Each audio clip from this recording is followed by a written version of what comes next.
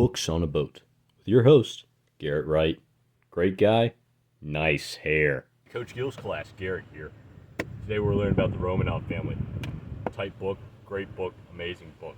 So, 1914, World War One. All the other systems were either democratic, or they were just monarchies, they were just chilling, being fine. These guys were still feudal. Like, Middle Ages, that's them right there. So, there were a lot of things that led to this guy's downfall. First off, the people. They were pissed. Absolutely fucking fuming, okay? I don't know if it's okay to curse in this, Coach Gill, love you, but these guys were just fuming. Public was not having it. There's this Eastern Orthodox priest named Father Capon. He was like, hey, yo, Tsar, we're tired of this shit, okay? We need help. Delivered him a petition. They were singing God Save the Tsar in the street. What did the military guys do? Gun them down. They're dead. Boom. Done. Now, government.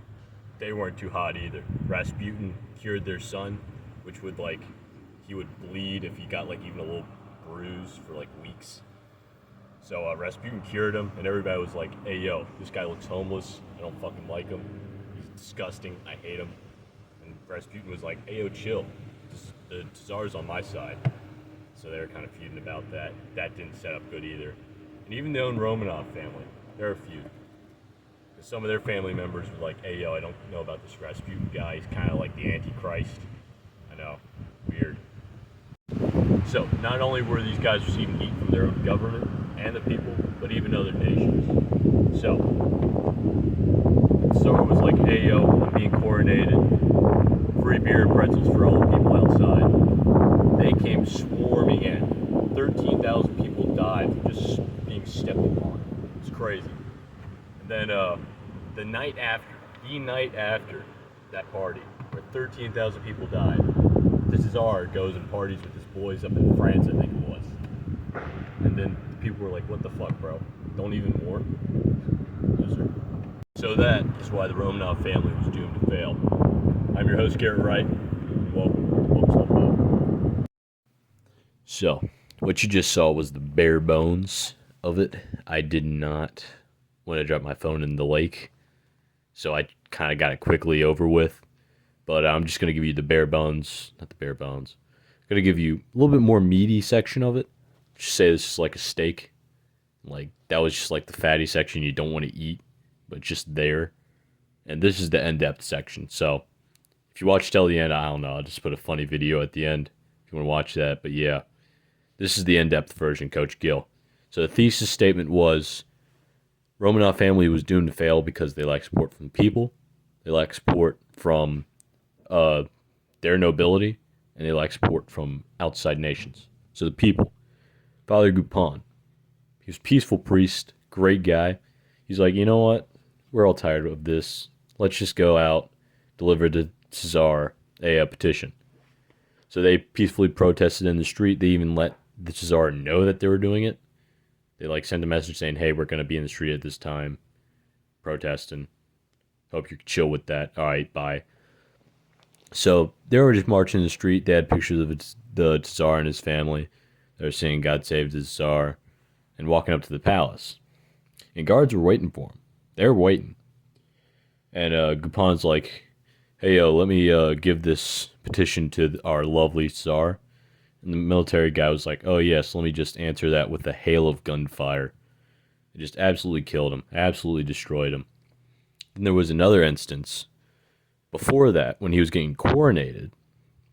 The Tsar said, hey, yo, let's have a party, free beer and pretzels.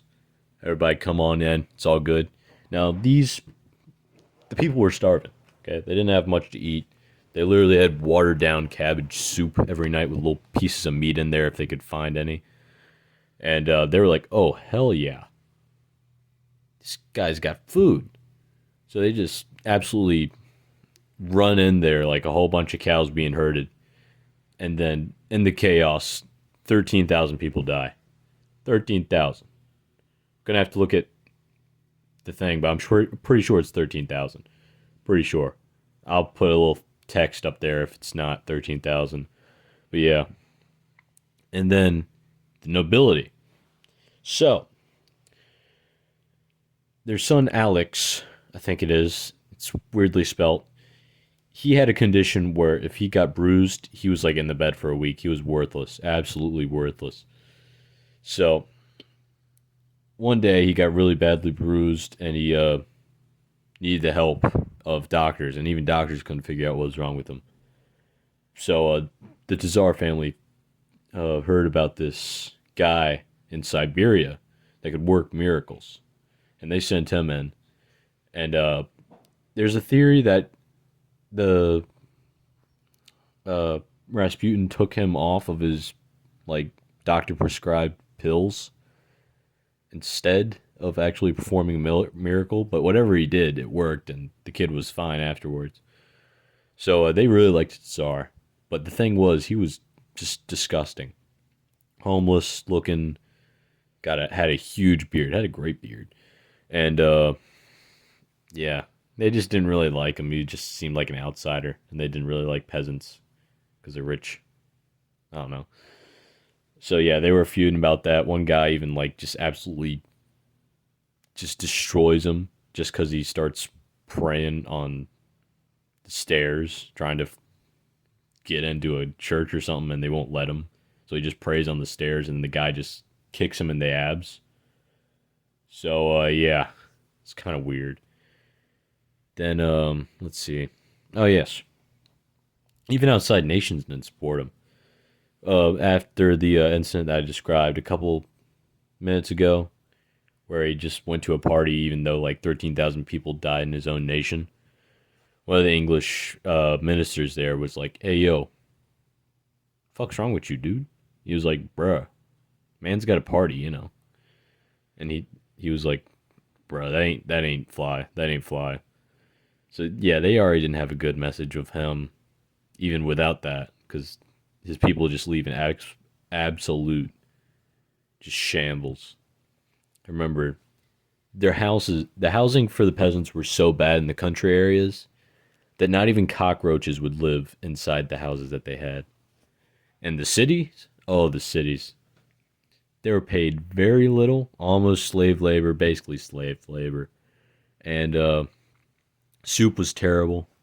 As I said, cabbage soup, very watered down, very little meat in it. So yeah, they were not getting as much sleep or nutrition that they should have. And yeah, with all that, that kind of led to the collapse, really. All it took was one spark, and that thing was like a powder keg. Boom, done. So yeah, with that, that's my book report. Sorry I couldn't explain it all on the boat. I was really worried about the phone because I just got this phone and I don't trust it. I really don't. But with that, I'll see y'all in class. If he plays this in class, I'm sorry that I curse a lot. Love, love you, coach. Please don't give me an F because of curse.